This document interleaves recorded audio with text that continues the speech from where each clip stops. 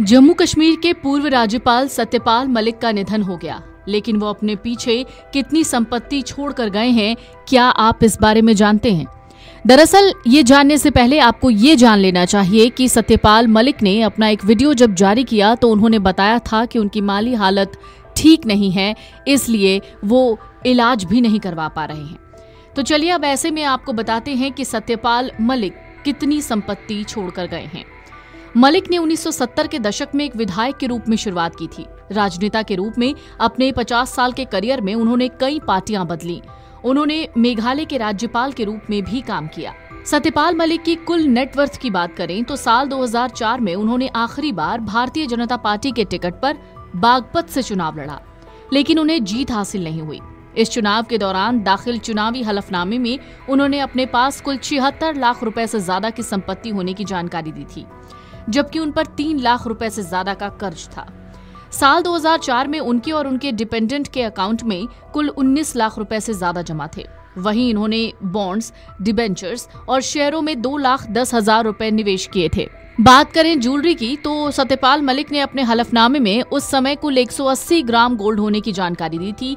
उनके पास कुल 22 लाख रुपए की चल अचल संपत्ति थी। बात करें अचल संपत्ति की तो सत्यपाल मलिक के पास कुल 21.2 एकड़ कृषि योग्य भूमि थी, जिसकी वैल्यू उस समय 13 लाख रुपए से ज्यादा दिखाई गई थी। उनके पास 40 लाख से ज्यादा की कीमत वाली एक बिल्डिंग होने की जानकारी भी चुनावी हलफनामे में दी गई थी। उनके निधन की जानकारी उनके आधिकारिक सोशल मीडिया अकाउंट से दी गई। उनका पार्थिव शरीर दिल्ली के आर.के. पुरम स्थित उनके घर लाया गया। मई 2025 में उन्हें पेशाब के दौरान तेज दर्द की शिकायत हुई, जिसके बाद पता चला कि उनकी दोनों किडनियां काम करना बंद कर चुकी हैं। सत्यपाल मलिक ने 2004 में बीजेपी के टिकट पर बागपत से चुनाव लड़ा था, जिसमें उन्होंने अपनी चल अचल दोनों ही संपत्तियों का जिक्र किया था। सार्वजनिक रूप से उपलब्ध जानकारी के आधार पर ये माना जा सकता है कि मलिक ने अपने जीवन में सादगी और ईमानदारी को प्राथमिकता दी। उनकी संपत्ति उनके समकालीन नेताओं की तुलना में कम थी, जो उनके सादगीपूर्ण जीवन को दिखाता है। मलिक के निधन के बाद राजनीति जगत में शोक की लहर दौड़ गई है। कई नेताओं ने उन्हें श्रद्धांजलि दी है। सत्यपाल मलिक सियासत की मुख्यधारा में 1970 के बाद आए थे। वो शुरुआत में चौधरी चरण सिंह के भारतीय क्रांति दल का हिस्सा बने थे। उन्होंने अपना पहला चुनाव भी इसी पार्टी से लड़ा था।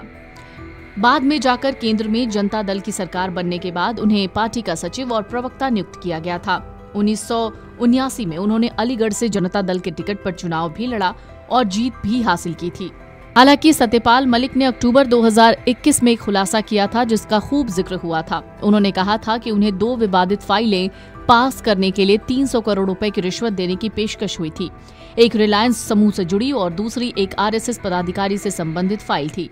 उन्होंने ये भी कहा था कि उन्होंने ये प्रस्ताव ठुकरा दिया था। सत्यपाल मलिक के आरोप लगाने के 6 महीने बाद जम्मू कश्मीर के उपराज्यपाल मनोज सिन्हा ने इन मामलों की सीबीआई को जांच सौंपी थी। उसके बाद 23 मार्च 2022 को 2 अलग अलग एफआईआर भी दर्ज की गई थी। बहरहाल सत्यपाल मलिक का दावा था कि उन्होंने भ्रष्टाचार की फाइलें रोकी थी। पहली नजर में विश्वसनीय लगता, क्योंकि उन्होंने खुद ही सबसे पहले ये बात उजागर की थी। लेकिन जब जांच एजेंसियां उन्हीं को आरोपी बना रही थीं, तो ये सवाल उठता है कि क्या वो भ्रष्टाचार रोकने वाले थे या उसी सिस्टम का हिस्सा थे। लेकिन बाद में जांच एजेंसियों की रडार पर वो खुद भी आ गए थे। ऐसा माना जा रहा है उन्होंने भ्रष्टाचार उजागर किया, लेकिन राजनीतिक विश्लेषकों का उनकी बयानबाजी और आलोचना की वजह से अब उन्हें निशाना बनाया गया था। मलिक के निधन के बाद कई ऐसे सवाल हैं जिनके जवाब अब भी अधूरे रह गए हैं। Video desk amarujala.com। अगर आप ये वीडियो YouTube पर देख रहे हैं तो हमारे चैनल को सब्सक्राइब कर बेल आइकन दबाएं, और Facebook पर देख रहे हैं तो हमारे पेज को लाइक करें।